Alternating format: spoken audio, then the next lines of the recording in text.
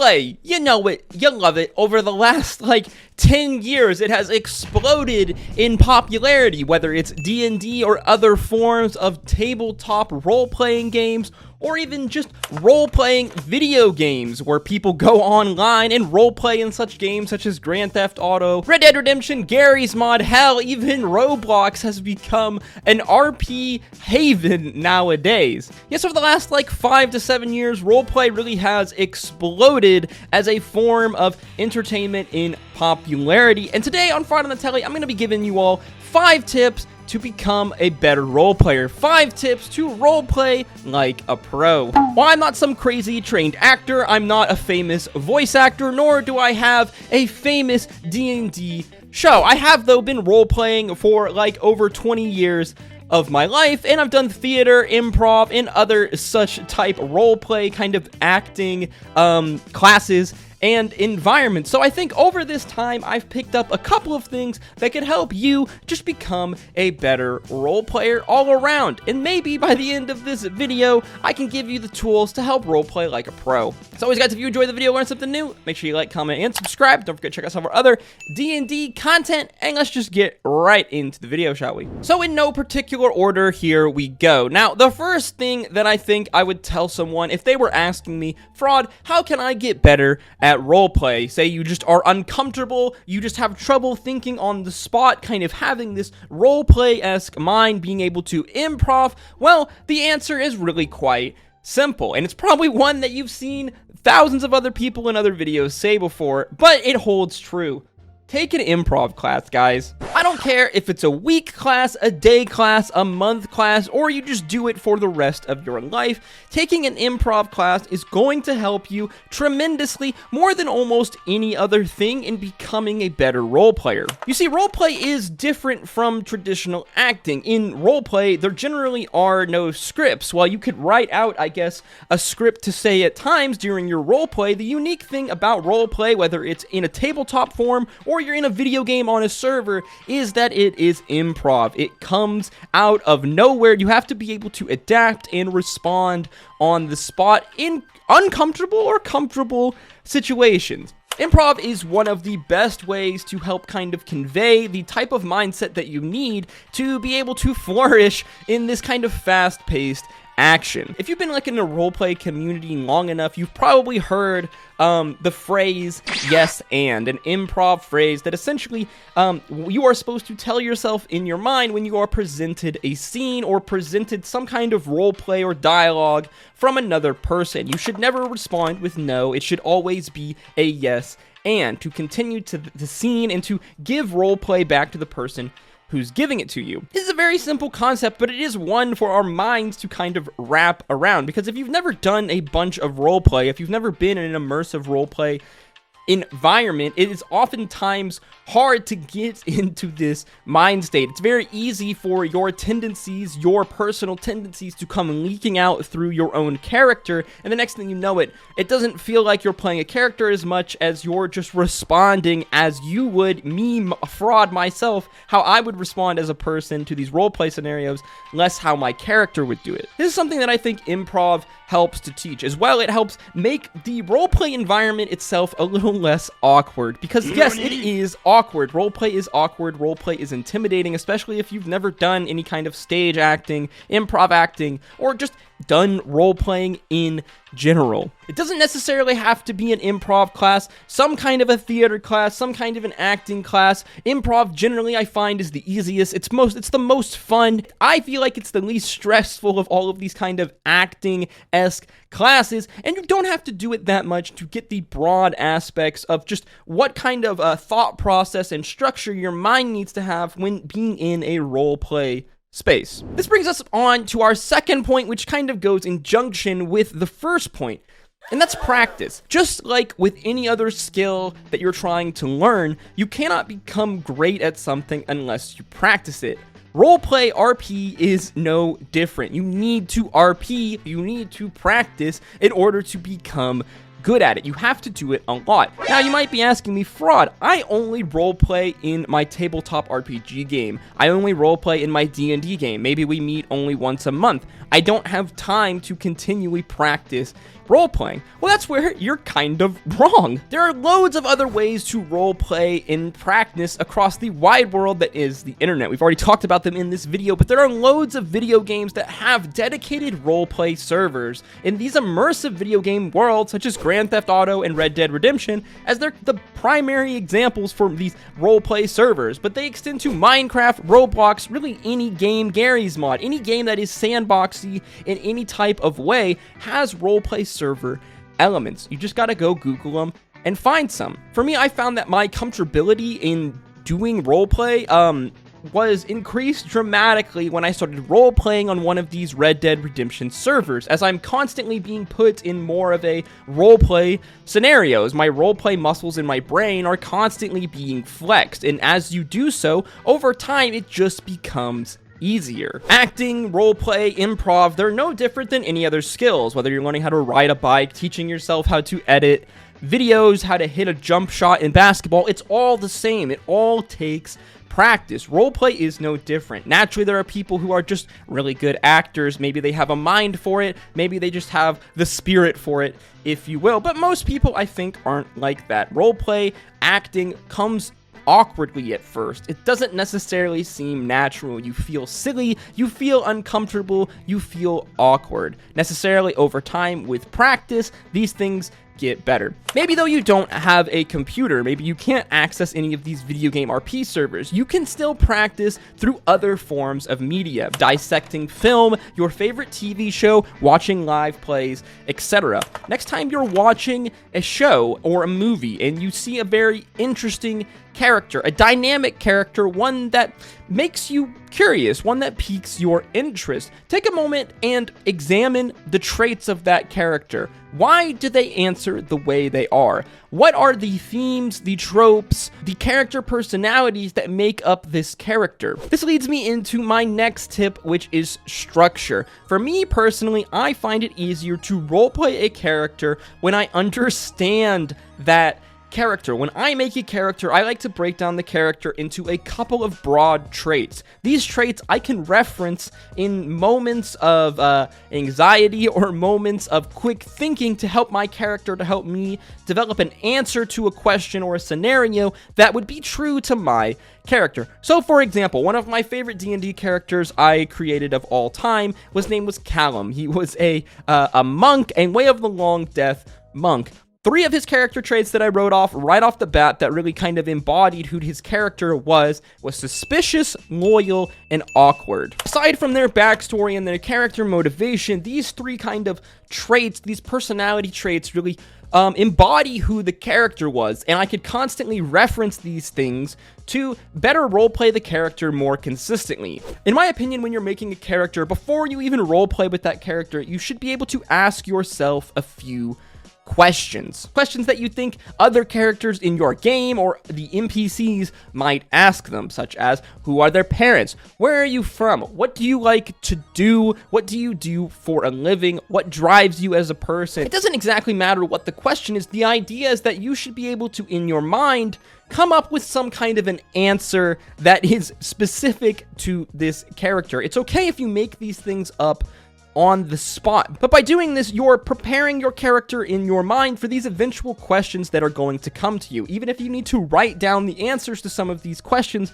so you have them later on in your role-playing session, that's fine. I think being able to ask yourself when you're making these character some of these questions, and if you're able to respond to them, or you think over time and then you're able to come up with responses to them, it's going to help get your mind into that character's headspace, which ultimately at the end of the day is kind of what roleplay is all about. For me, I found that really a lot of the awkwardness in roleplay comes in this idea of trying to play a character. It doesn't feel normal answering and acting like another person that isn't yourself. It's very uncomfortable at first until you start to get into it and start to really enjoy it and become more comfortable kind of wearing another person's skin in a way. I really like to use these traits as a guideline for my characters, and in a way they are subject to change. Callum as a character that I made wasn't always suspicious. This was a character flaw that I had hoped over time would slowly start to change as they made greater relationships with other people. Remember that your character is supposed to be a person.